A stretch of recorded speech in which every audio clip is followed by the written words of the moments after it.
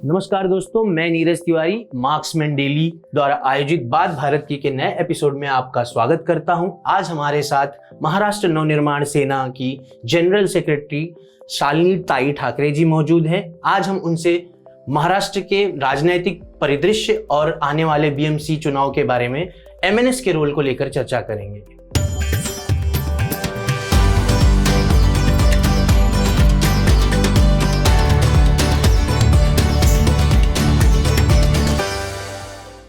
Thank you Shalini जी, आपने हमें अपना कीमती समय दिया। एमएनएस का पॉलिटिक्स को लेकर, महाराष्ट्र की राजनीति को लेकर कोर एजेंडा क्या है? महाराष्ट्र नवनिर्माण सेना जो पार्टी है, अब 9 तारीख को हमारे को 19 साल पूरे हो जाएंगे और इस पार्टी की, महाराष्ट्र नवनिर्माण सेना की जो स्थापना हुई थी वो राज साहब ने महाराष्ट्र के लोगों के लिए ये पार्टी बनाई है। अब महाराष्ट्र, क्योंकि हम रीजनल पार्टी हैं, हमारी कोई ऐसी बहुत बड़ी महत्वाकांक्षा नहीं है कि हमारे को सेंटर पे जाना है, हमारे राज साहब को बहुत बड़े किसी पद पे जाना है। ऐसे कभी भी इस तरह का कोई विचार नहीं है। ये महाराष्ट्र के लोगों के लिए बनी हुई पार्टी है।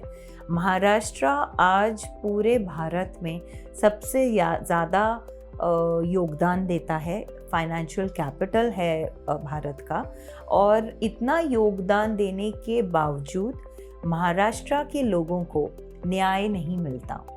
हम जितना पैसा सेंटर को देते हैं उसमें से देखा जाए तो 3% से ज़्यादा हमारे महाराष्ट्र को वापस नहीं मिलता।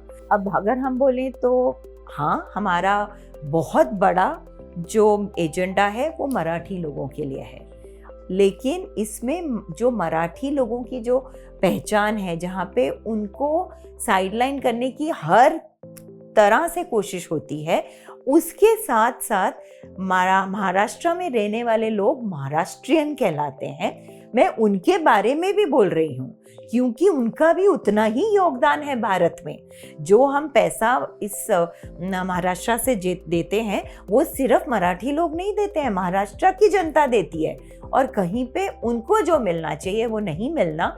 और इस विचार से राज साहब ने इस पार्टी की स्थापना की। महाराष्ट्र में जल्द ही बीएमसी चुनाव की घोषणा होने वाली है। ऐसे में एमएनएस पार्टी की क्या तैयारियां हैं इस चुनाव को लेकर? बीएमसी एक अगर आप बाकी स्टेट का बजट देखें तो उससे ज़्यादा हमारे महाराष्ट्र में बीएमसी का बजट है। कई राज्य सरकार से दुगना बजट बीएमसी का है और बजट हर साल बढ़ता ही जा रहा है, लेकिन जो बीएमसी की तरफ से लोगों को सहूलत मिलनी चाहिए वो तो नहीं बदल रही। इनफैक्ट हम कहीं पे पीछे जा रहे हैं।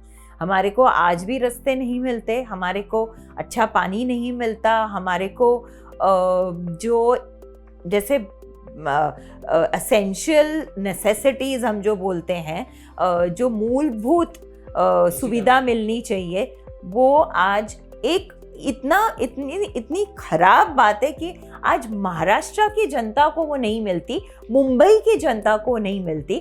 तो बीएमसी का अब चुनाव आ रहा है, हमारी क्या तैयारी है?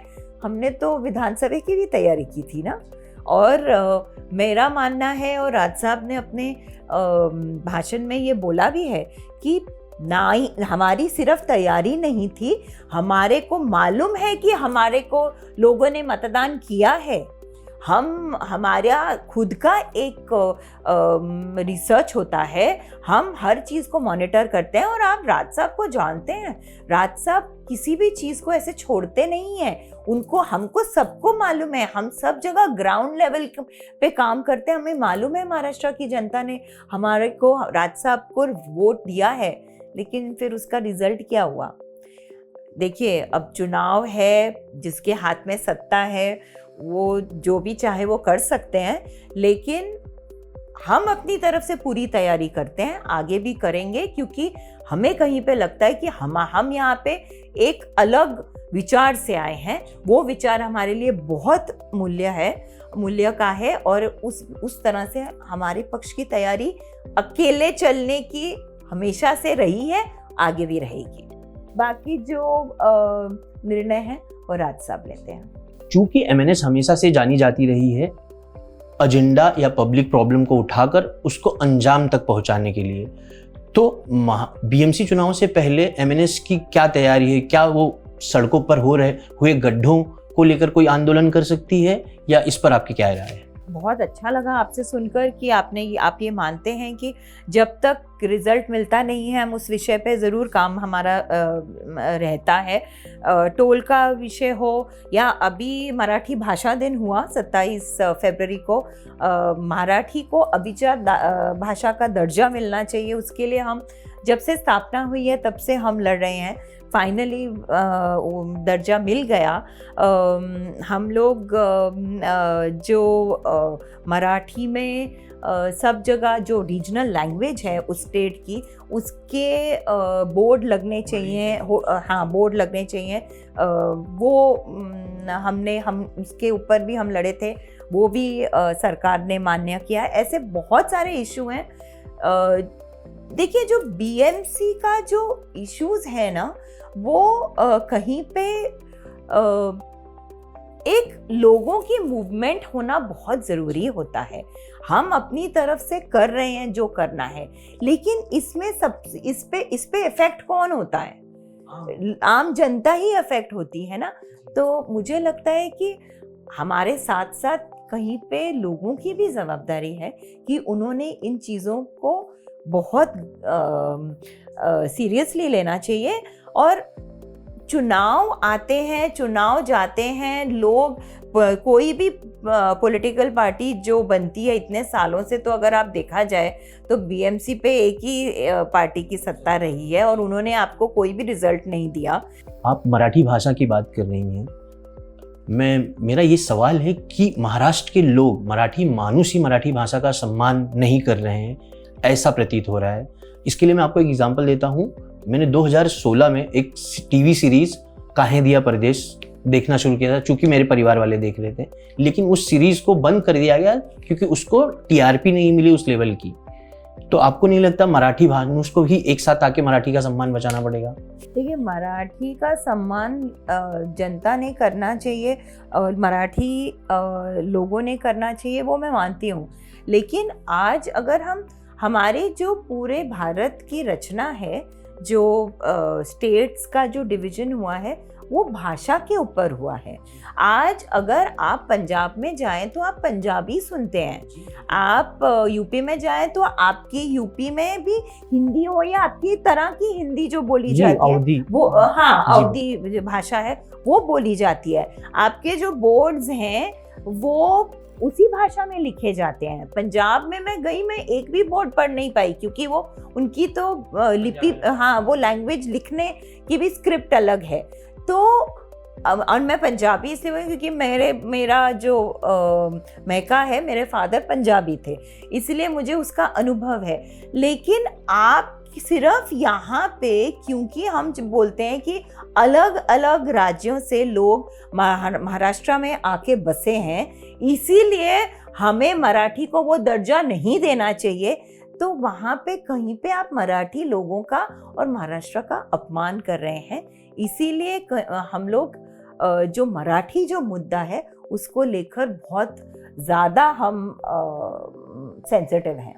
और जो कि अभी जब आदरणीय राज साहब ने अभिजात कार्यक्रम लिया था 27 फरवरी को मराठी भाषा दिन के लिए, वहाँ पे माननीय जावेद अख्तर जी ने बहुत अच्छी, बहुत बड़ी बात की थी कि जो मराठी लोग हैं या महाराष्ट्र के जो लोग हैं वो खुद ही इतिहास को और लिटरेचर को, मराठी इतिहास को, मराठी लिटरेचर को न्याय नहीं दे रहे। जिस तरह से इतना बड़ा जो ये इतिहास है और लिटरेचर है, ये पूरे वर्ल्ड में, पूरे ग्लोबली इसको मान मिलना चाहिए, लोगों तक पहुंचना चाहिए, वहाँ पे कहीं पे हम ही कम पड़ रहे हैं। और ये मुझे लगता है हमने जावेद जी का ये सलाह हमने मन पर ले ली है और इस पे आगे आपको ज़रूर दिखेगा।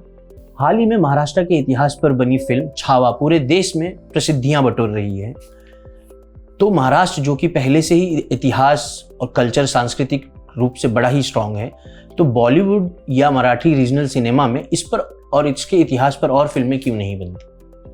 ऐसा नहीं है कि रीजनल सिनेमा नहीं महाराष्ट्र के इतिहास पे फिल्म्स बना रहा। बहुत सारी पिक्चरें बनती हैं और इतिहास को लेकर बनती हैं, लेकिन आपको ये देखना पड़ेगा कि अल्टीमेटली मराठी भाषा में जब पिक्चर बनेगी तो उसकी जो रीच है वो सीमित रहेगी।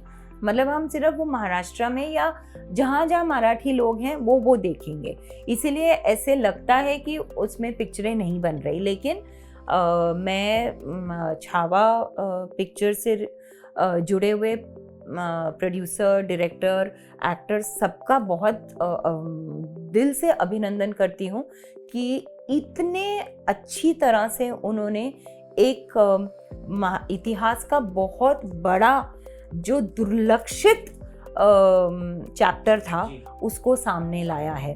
Film industry is governed bye non Maharashtrians. अगर हम मराठी फिल्म इंडस्ट्री को हटा दें तो जो हमारी बॉलीवुड इंडस्ट्री बोली जाती है या हिंदी फिल्म इंडस्ट्री है, उसमें ज़्यादातर मराठी लोगों को नहीं न्याय मिलता, नहीं उनको प्लेटफॉर्म मिलता। तो मैम शालिनी जी, मेरा आखिरी सवाल है इस वक्त, जो कि शायद महाराष्ट्र के हर मराठी मानुष के दिल में है और ये पॉलिटिक्स से रिलेटेड है।